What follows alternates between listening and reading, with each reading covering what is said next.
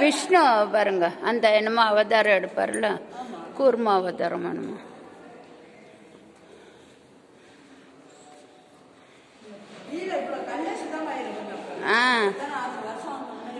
ஆமா ஆமா.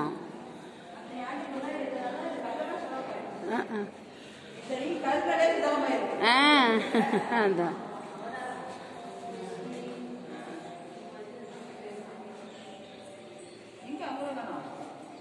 வாங்க.